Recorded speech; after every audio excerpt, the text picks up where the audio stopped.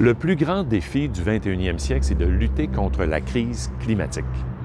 Moi, mon objectif, c'est que le Québec devienne le premier pays vert à faire son entrée à l'ONU, donc que nous soyons exemplaires. Comment y arriver? Comment relever ce défi qui va avoir des impacts évidents sur le monde du travail, sur la main-d'œuvre, sur notre tissu industriel? Donc, il faut que nos travailleurs et nos travailleuses soient des acteurs de la transition économique et écologique et pas des spectateurs, pour que personne soit laissé de côté. Donc, je suis très content d'avoir été le premier politicien au Québec, pas juste dans la course à la chefferie, mais de façon générale. J'en ai parlé dès le mois de novembre quand j'ai lancé ma candidature. J'ai été le premier à proposer, donc, une transition juste. On insiste sur le mot « juste » pour nos travailleurs et nos travailleuses. Ça veut dire quoi? Ça veut dire qu'on va avoir un plan en 4 étapes. Premièrement, c'est une mobilisation dans chacune des régions du Québec pour anticiper ce qui s'en vient. Réunir les travailleurs, les syndicats, les représentants du patronat, des entrepreneurs, des municipalités, des institutions de développement économique pour cibler là où on doit aller. Parce qu'il y a une bonne nouvelle, c'est que c'est payant.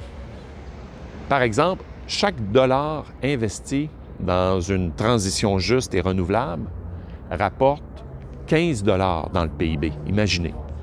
Alors, tout est possible. Par exemple, dans l'industrie forestière, on parle de la fibre cellulosique, on parle du biocharbon, de la biomasse. On peut penser aussi à l'aluminium le plus vert au monde, sans carbone.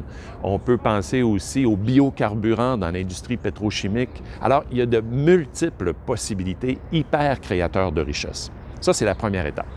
Deuxième étape, il faut créer un fonds souverain pour permettre cette transition-là et soutenir les entreprises et les travailleurs.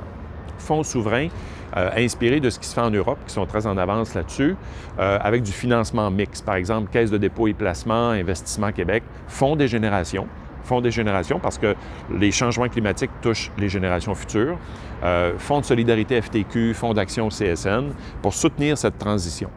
Troisième élément, c'est des programmes de formation pour requalifier la main-d'œuvre. Puis les travailleurs et les travailleuses sont prêts à ça, donc à se qualifier pour de nouveaux types de production.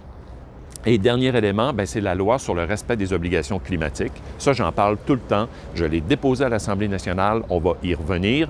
C'est de respecter, au fond, les obligations pour lesquelles le Québec a pris des engagements à l'échelle internationale de réduire nos gaz à effet de serre, s'assurer qu'on va atteindre nos objectifs et, entre autres, confier au premier ministre la responsabilité de l'enjeu climatique, parce que c'est un enjeu qui est transversal, qui touche tous les domaines, pas juste l'environnement, mais l'économie, le Conseil du Trésor. Donc, il faut que le premier ministre l'assume et en prenne la responsabilité.